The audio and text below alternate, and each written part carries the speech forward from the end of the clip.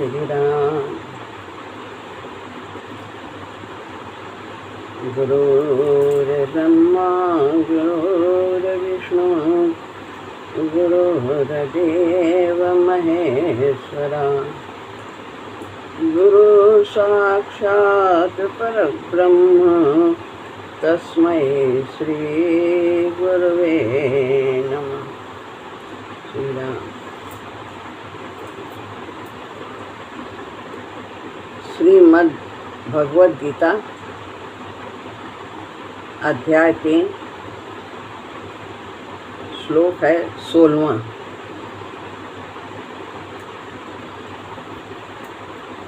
एवं प्रवर्तितं चक्रं नानुवर्तयति ह्ययः अघायुरिन्द्रियारामो मोघं पार्थ स जीवति।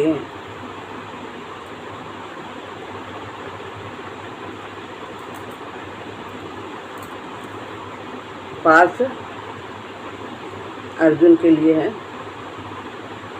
या माने जो मनुष्य यह नानुवर्ती है, यह इस लोक में एवं इस प्रकार प्रवर्तितम परंपरा से प्रचलित चक्रम सृष्टि चक्र के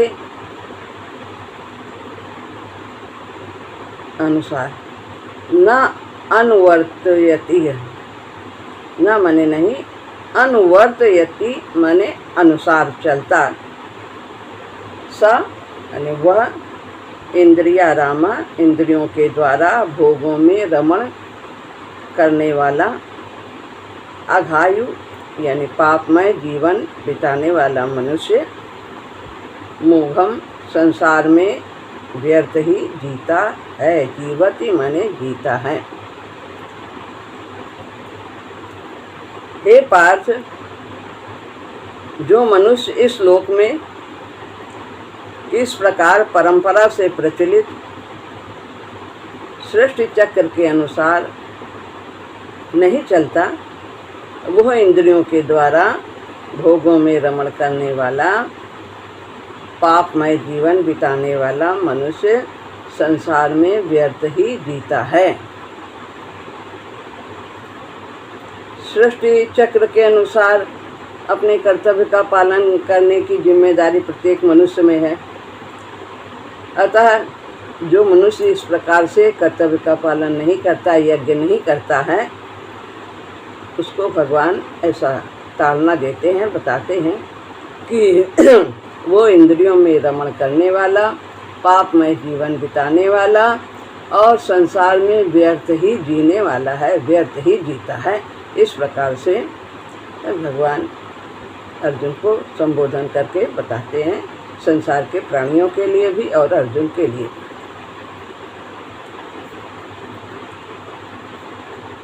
व्याख्या है पार्थ शब्द की कि तुम प्रथा के पुत्र हो, जिन्होंने अपने जीवन में कितने ही प्रकार के बड़े बड़े कष्ट सहे, लेकिन अपने कर्तव्य पथ से च्युत नहीं। तो ऐसा इसलिए उन्हें पार्थ संबोधन से याद दिलाते हैं। 9वें श्लोक में प्रारंभ किए हुए जो प्रकरण था, जो उसका उपसंहार करते हुए भगवान अब यहाँ अंत में उस प्रकरण को समाप्त करते हैं और कहते हैं इस प्रकार से कि अगर कर्तव्य का पालन नहीं करोगे तो यह तुम इस प्रकार से दोषी हो जाओगे, इंद्रियों में रमण करने वाले, पाप में जीवन बिताने वाले, और तुम्हारा जीवन ही व्यर्थ हो जाएगा। इस प्रकार प्रथा के पुत्र यानी पार्थ का संबोधन करते हुए उन्हें अपनी पुरानी बातें याद दिलाते हैं कि तुम कैसी माँ की संतान,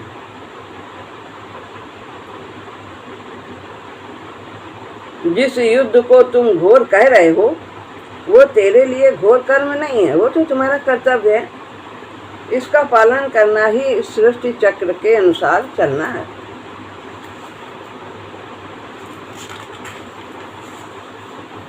और इसका पालन न करना, सृष्टि चक्र के अनुसार न बरतना है। तो पार्थ संबोधन करके उन्हें अपने वंश की याद दिलाई कि तुम कितने वीर वंश के हो। एवं प्रवर्तितम चक्रम नानुवर्तयति हया। अब आगे और समझाते हैं। जैसे रथ के पहिए का छोटा सा भी अंश यदि टूट जाए तो रथ के समस्त अंगों पर उसका प्रभाव पड़ता है। जो लोग बैठे हैं उन पर भी प्रभाव पड़ता है। सारे लोग हिल जाते हैं, रथ डगमगाने लगता है, धक्का लगता है। ऐसे ही मनुष्य यदि सृष्टि चक्र के अनुसार नहीं चलता तो एक व्यक्ति के कर्तव्य न करने से पूरी सृष्टि पर उसका असर पड़ता है और वो समष्टि सृष्टि चक्र के संचालन में बाधा डालता है। संसार और व्यक्ति दो अलग अलग चीजें नहीं हैं, ये विजाति नहीं है। संसार किससे बनता है? मनुष्य से बनता है, प्राणियों से बनता है। तो प्राणी संसार से अलग नहीं है। जैसे शरीर का अंगों के साथ और अंगों का शरीर के साथ घनिष्ठ संबंध है, एक एक अंग मिलकर के ही हमारा पूरा शरीर बनता है और शरीर में वे सब अंग सम्मिलित होते हैं, उनको सबको मिला के शरीर कहा जाता है। जब व्यक्ति कामना, ममता, आसक्ति और अहमता का त्याग करके अपने कर्तव्य कर्म का पालन करता है तब उससे संपूर्ण सृष्टि को सुख पहुंचता है। इंद्रिया रामा, और इंद्रिया रामा किसको कहते हैं? इंद्रियों में रमण करने वाला, इंद्रियों के द्वारा जो भोग हैं उनको भोगता है और उसी में उसको सुख का अनुभव होता है, उतने से ही संतुष्ट होता है। तो जो मनुष्य कामना, ममता, आसक्ति आदि से युक्त होकर इंद्रियों के द्वारा भोग भोगता है उसे यहाँ भोगों में रमण करने वाला कहा गया। ऐसा मनुष्य पशु से भी नीचा है, बताते हैं। क्योंकि पशु तो नए नए पाप नहीं करता है, वो तो अपने लिए ही जीता है। लेकिन और जो उसके कर्म हैं उन्हीं को भोग करके वो समाप्त करते, अपना संस्कार खत्म करता, आगे योनि में जाता है। लेकिन मनुष्य तो नए नए पाप कर्म करता है, कामना, आसक्ति, ममता के कारण पुराने संस्कारों को ही नहीं छेड़ करता है और अपने सुख के लिए कितने लोगों को कष्ट देता है, अन्याय से कार्य करता है और साथ ही साथ सृष्टि चक्र में बाधा उत्पन्न करके संपूर्ण सृष्टि को दुख पहुंचाता है। ये इंद्रिया रामा कह दिया कि पशु से भी गया बीता है। अब अघायु कहते हैं उसे। सृष्टि चक्र के अनुसार न चलने वाले मनुष्य की आयु, उसका जीवन केवल पाप में है अगर हम कर्तव्य का पालन नहीं करते। कारण कि इंद्रियों के द्वारा भोग बुद्धि से भोग भोगने वाला मनुष्य हिंसा रूपी पाप से बच ही नहीं सकता। कामना उससे, ममता, आसक्ति, ये सब अनेक अन्यायपूर्वक कार्य करवा ही लेती है। ये जो उसके अंदर विकार हैं, इनके द्वारा वो नए नए तरह तरह के पाप कर्मों की तरफ प्रवृत्त हो ही जाएगा। स्वार्थी, अभिमानी और भोग तथा संग्रह के चाहने वाले मनुष्य के द्वारा दूसरों का अहित होता ही रहता है। अतः ऐसे मनुष्य का जीवन पापमय होता है, अघायु है, उसकी आयु पापमय है। मोघम पार्थ स जीवति। अपने कर्तव्य का पालन न करने वाले मनुष्य, इन लोगों की जो गिनती है ऐसे मनुष्यों की, वो सभ्य भाषा में निंदा या ताड़ना करते हुए भगवान कहते हैं कि ऐसा मनुष्य संसार में व्यर्थ ही जीता है। यदि हम दूसरों को सुख नहीं पहुंचा सकते हैं तो दुख तो ना दें, लेकिन वो दूसरों को दुख पहुंचाने के लिए ही जीवित रहता है। ऐसा मनुष्य संसार में व्यर्थ ही जीता, अर्थात यदि उसकी मृत्यु हो जाए तो अच्छा ही है। तात्पर्य यह है कि यदि वो अपने कर्तव्य का पालन करके सृष्टि को सुख नहीं पहुंचाता है तो कम से कम दुख तो ना पहुंचाए। दूसरे का हिस्सा हड़प लिया, अन्याय किया, उसको हिंसा की, किसी के प्रति वाणी के द्वारा, शरीर के द्वारा, मन के द्वारा बुरा सोचते हैं, भोग करते हैं और संग्रह में इतना सब कुछ इकट्ठा करते चले जाते हैं। दूसरों के ज़रूरत की चीज़ों को भी अपने पास रख लेते हैं, यद्यपि आवश्यकता नहीं होती फिर भी रखते चले जाते। जैसे भगवान श्री राम के वनवास के साथ अयोध्या वासियों के चित्रकूट आने पर कोल विराट क्या कहते हैं कि हमारी तो यही अच्छाई है कि हम आपके वासन बसन नहीं चुरा रहे, कम से कम आप अपना खा ही पी रहे हैं, अपने जीवन बिता रहे हैं। तो ये है कि दूसरे का लेते तो नहीं। यह हमारे अति बड़े सेवकाई ले ही न वासन बसन चुराए। ऐसे ही अपने कर्तव्य का पालन न करने वाले मनुष्य कम से कम सृष्टि चक्र में बाधा तो न डालें। यही उनकी सेवा है। तो कामना, आसक्ति आदि ये सब उनसे गलत कार्य करवा ही लेते हैं, उसकी ओर प्रेरित वो हो ही जाता है। तो मुख्य रूप से ये कामना ही बाधा की। और जब हमें अभाव प्रतीत होगा तो हमें कामना हमारी बढ़ती चली जाएगी। जब हम शरीर से संबंध जोड़ेंगे तो हमें अभाव प्रतीत होगा। और यदि हम आत्मा से युक्त रहेंगे तो आत्मा तो पूर्ण है, अपने आप को आत्मा समझेंगे, परमात्मा से युक्त करेंगे तो हम कभी भी अपने अंदर अभाव हम नहीं अनुभव करेंगे कि ये कमी है, हमें इससे मिल जाए तो हम संतुष्ट हो जाए। सृष्टि चक्र के अनुसार न चलने वाले मनुष्य के लिए भगवान ने पहले कहा कि वो चोर है और भुंजते ते तो हम, वे तो पाप को ही खाते हैं। और पहले उसके बाद ये कहा कि दूसरे के लिए कर्तव्य न करने के लिए, उनकी सेवा न करने के लिए, परहित न करने के लिए, दूसरे के सुख का ध्यान न रखने वाले, ये तो सब अपने ही लिए कमाते हैं, अपने ही लिए खाते हैं, तो ये पाप ही खाते हैं। यानी जितने भी भोग हैं सब स्वयं के लिए ही वो एकत्रित करते हैं। इस प्रकार कहा। अब इस श्लोक में कहते हैं अघायुर इंद्रिया रामा, कि वो पाप आयु इंद्रिया रामा है, इंद्रियों में रमण करने वाले। तो ऐसा कह करके पूरी तरह से निंदा करके तो भगवान अर्जुन को अपने कर्तव्य की ओर प्रेरित करना चाहते हैं कि कर्तव्य करो अपना। 9वें श्लोक से लेकर यहाँ तक जो वर्णन आया है उसका तात्पर्य यही है कि निस्वार्थ भाव से दूसरों की सेवा करनी चाहिए। अब है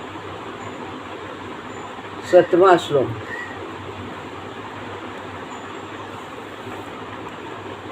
इसमें नीचे और ऊपर दोनों लाइन में संधि है।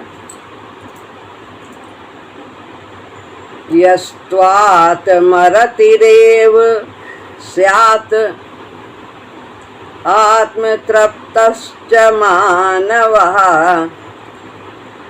आत्मन्येव च सन्तुष्टः तस्य कार्यं न विद्यते। यहाँ स्या तक, या में बड़ी आगमंत्रा जो है यहाँ तक 8 होता है ऊपर की लाइन में, और उसके बाद दा है तो दा का ता बन जाता है संधि तोड़ने में, और दा में बड़े आ की मात्रा है तो आगे हम बड़े आ से पढ़ेंगे, आत्म ऐसा पढ़ेंगे।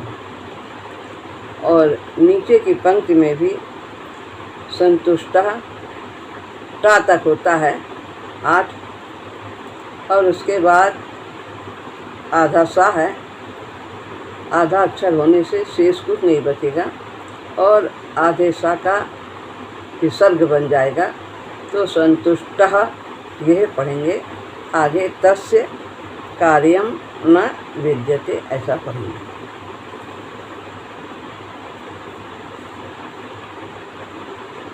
तू परंतु यस्त्वात् त्वा आधा ता और हुआ यानी तू बना, तो यहाँ पर तू कहते हैं यानी परंतु, यह और सा आधा, तो यह विसर्ग बन गया। यह माने जो मानवा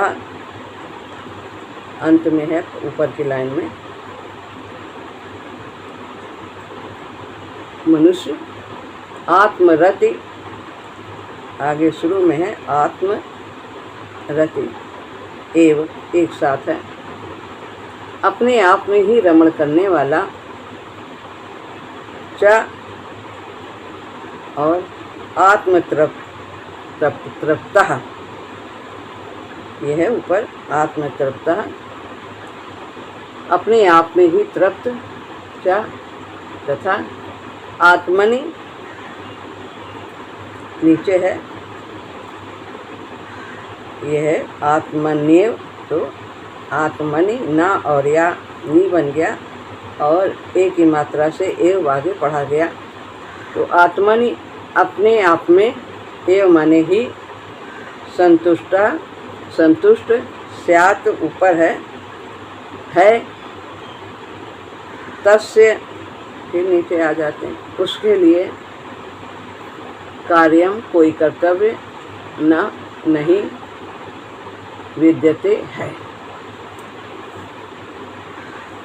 यानी कि भगवान कहते हैं परंतु जो मनुष्य अपने आप में ही रमण करने वाला और अपने आप में ही तृप्त तथा अपने आप में ही संतुष्ट है, उसके लिए कोई कर्तव्य नहीं है।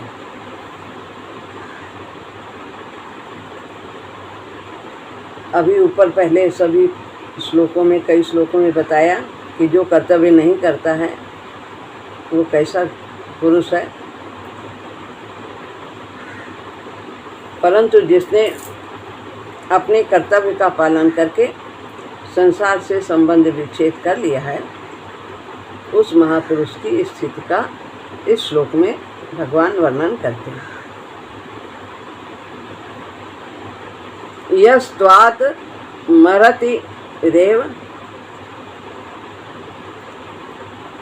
च संतुष्टस्य, यहाँ तक बताते हैं इसका। यहाँ तू पद पूर्व श्लोक में वर्णित अपने कर्तव्य का पालन न करने वाले मनुष्य से कर्तव्य कर्म के द्वारा सिद्धि को प्राप्त महापुरुषों की विलक्षणता बताने के लिए हुआ है। तू परंतु लगाया है कि परंतु उनसे ये महापुरुष जो कर्तव्य कर्म करते हैं वे श्रेष्ठ हैं। जब तक मनुष्य अपना संबंध संसार से मानता है तब तक वो अपनी प्रीति इंद्रियों के भोगों से एवं स्त्री पुत्र परिवार आदि से तृप्ति भोजन से तथा संतुष्टि धन से मानता है।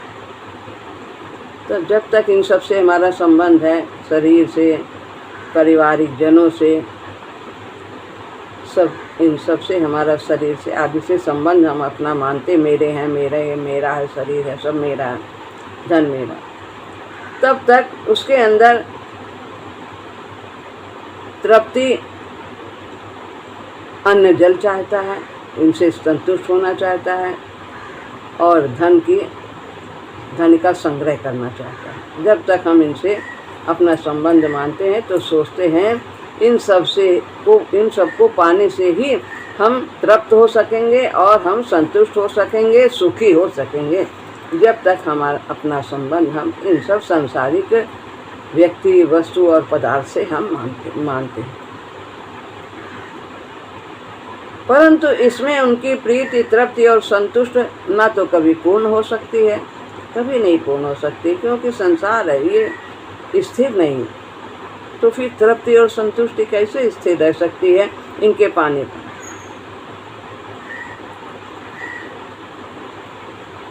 और स्वयं जो जीव है उसका संसार से लेस मात्र भी संबंध नहीं है। अतः जीव की प्रीति, तृप्ति और संतुष्टि संसार से कैसे हो सकती है? दोनों बिल्कुल विजातीय तत्व हैं, एक नित्य है और एक अनित्य है। जीव नित्य है और संसार, शरीर ये सब अनित्य है, नाशवान है, परिवर्तनशील है। किसी भी मनुष्य की प्रीति संसार में सदा नहीं रहती, यह सभी का अनुभव है। विवाह के समय स्त्री और पुरुष में परस्पर जो प्रीति रहती है, जो आकर्षण रहता है, वो कुछ वर्षों बाद संतान हो जाते हैं तो कुछ उसमें अंतर आ जाता है और अधिक वृद्ध हो जाते हैं तो भी सोचते हैं कब इनका शरीर शांत हो, जिससे उनको कष्ट मिलने लगता है, सेवा भार स्वरूप लगती है, तो भी चाहते हैं कि अब ये शरीर शांत हो जाए। ऐसा भी देखा गया। पहले वही कितना उनको प्यारा था। भोजन करने से प्राप्त तृप्ति भी कुछ समय के लिए प्रतीत होती कि अब पेट भर गया है, बहुत अच्छा लगा, बहुत अच्छा लगा। मनुष्य को धन प्राप्ति में जो संतुष्टि प्रतीत होती वो भी क्षणिक होती, क्योंकि धन की लालसा सदा उत्तरोत्तर बढ़ती ही रहती है, जो प्रतिलाभ लोभ अधिकाई।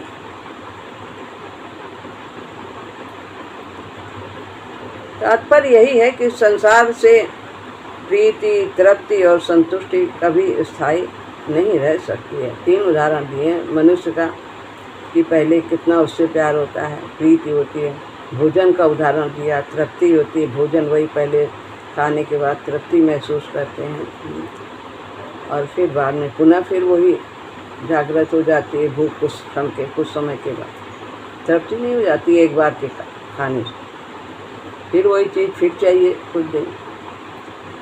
संतुष्टि भी नहीं होती। धन का उदाहरण दिया। मनुष्य को सांसारिक वस्तुओं में प्रीति, तृप्ति और संतुष्टि की केवल प्रतीति होती है, अनुभव होता है, थोड़ी देर के लिए मिल जाता है, लेकिन वो पूर्ण नहीं होता, उससे हमेशा के लिए नहीं होता। वास्तव में होती नहीं है, प्रतीत होती है लेकिन होता नहीं है। अगर होती तो पुनः फिर बार बार दोबारा क्यों होता? पर स्वरूप से यानी जीव से प्रीति, तृप्ति और संतुष्ट स्वतः सिद्ध है। जीव भगवान का रूप है, वो प्रेम का स्वरूप है, उसमें तो प्रीति उसका स्वभाव ही तृप्ति है, उसमें कोई अभाव नहीं है, वो संतुष्ट है। सत में कोई अभाव नहीं होता, वो सत है, भगवान का अंश है। ना भावो विद्यते सता, और अभाव के बिना कोई कामना पैदा नहीं होती। जब उसमें अभाव ही नहीं हो, यदि वो अपने को जीव समझे तो वो उसके कोई अभाव ही नहीं उसे प्रतीत होगा, और जब अभाव नहीं प्रतीत होगा तो कामना भी नहीं होगी। अभाव के बिना कामना नहीं होती। जब हमें कमी लगती है कि ये चीज़ हमारे पास नहीं, हमें मान चाहिए, हमें धन चाहिए, हमें वस्तु चाहिए, जब तो कमी है इस चीज़ की, तो फिर कामना उसके लिए होती है।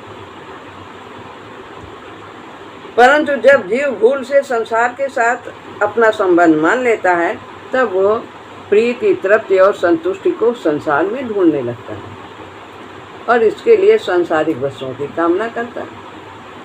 कामना करने के बाद जब वो वस्तु धन आदि मिल जाता है, तब मन में स्थित कामना के निकलने के बाद उसकी अवस्था निष्काम हो जाती है। जैसे किसी चीज़ की कामना की और वो मिल गई, घर चाहिए, इतना धन चाहिए, तो फिर जब वो मिल जाता है तो उसी कुछ समय के लिए वो शांति हो जाती है, संतुष्ट हो जाता है। उस समय उसके दूसरी कामना तुरंत नहीं उत्पन्न हो जाती, तो वो कुछ समय के लिए वो उसके अंदर कोई कामना नहीं रहती, निष्काम हो जाती है। यानी कि है हमारे अंदर निष्कामता का भाव, और उस निष्कामता का उसे सुख मिलता है।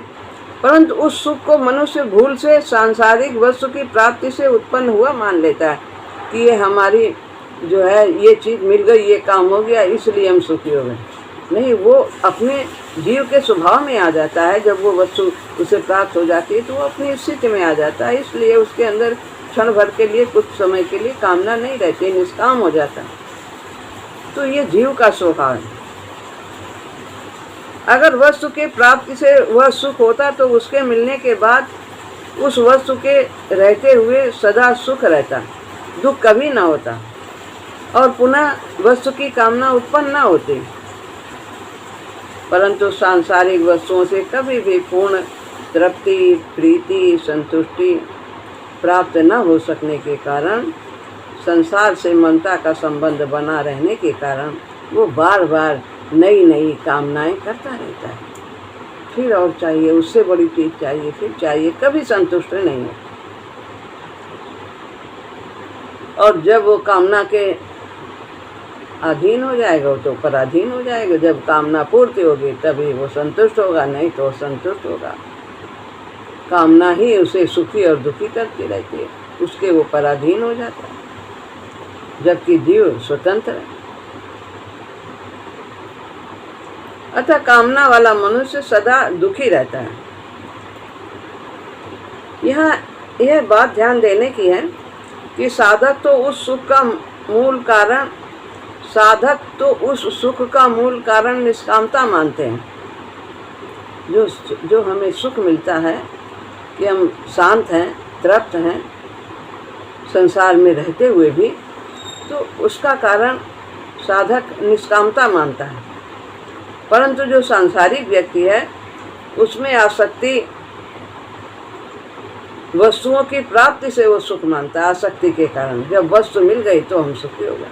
पर जो साधक है वो ये समझता है कि हम सुखी क्यों हैं, क्योंकि हमारे अंदर कोई कामना नहीं, हम इसलिए सुखी हैं। लेकिन जो सांसारिक व्यक्ति है वो सोचता है हमारा ये काम बन गया तो हम सुखी हो गए, हमें ये वस्तु मिल गई तो हम सुखी हो गए। वो संसार की वस्तुओं से सुख दुख को जोड़ता है। लेकिन जीव तो निरंतर सुखी है, शांत है। यदि आसक्त मनुष्य भी साधक के समान ही यथार्थ दृष्टि से देखें तो उसको शीघ्र ही स्वतः सिद्ध निष्कामता का अनुभव होने लगेगा। तो बस दृष्टि कहाँ से ये प्राप्त होगी? ये सत्संग से ही प्राप्त होगी, गुरु की शरण जाने से ही प्राप्त होगी, भगवान से युक्त होने से ही ऐसी दृष्टि हमें प्राप्त होगी।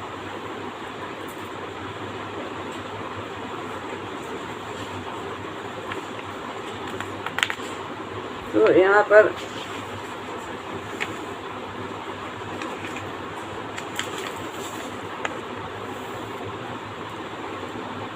भगवान यहाँ पर बताते हैं कि कर्म योगी की प्रीति, तृप्ति और संतुष्टि में किसी प्रकार की कमी नहीं होती है कि अब प्रेम कम हो गया है, अब तृप्ति कम हो गई है, अब हम कम संतुष्ट हैं, अब हम ज़्यादा संतुष्ट हैं, ऐसा उसमें कमी नहीं महसूस होता। एवं तत्व के अतिरिक्त अन्य चीज़ की उसे आवश्यकता ही नहीं रहती है, यानी वो अपने तत्व में ही स्थित रहता है। उसकी संतुष्टि के लिए सांसारिक पदार्थों की आवश्यकता उसे नहीं होती। तस्य कार्यम न विद्यते। मनुष्य के लिए जो भी कर्तव्य कर्म का विधान किया गया है उसका उद्देश्य परम कल्याण स्वरूप परमात्मा को पाना ही है। यही उसके जीवन का उद्देश्य है। किसी भी साधन से करे, चाहे कर्म योग से करे, चाहे ज्ञान योग से करे, चाहे भक्ति योग से करे, परमात्मा को पाना ही मानव जीवन का उद्देश्य है। मनुष्य जीवन की परम सफलता इसी में है। मनुष्य के वास्तविक स्वरूप में किंचित मात्र अभाव न रहने पर भी जब तक वह संसार के साथ संबंध मानता है, अपने में अभाव समझकर शरीर को मैं और मेरा मानकर अपने लिए कर्म करता है, तब तक उसके लिए कर्तव्य शेष रहता है। जब तक हमारा संसार और शरीर से संबंध है, हम अपने को जीव स्वरूप नहीं समझते हैं, तब तक हमें अभाव प्रतीत होगा और हमें उसके लिए कर्तव्य करना ही होगा।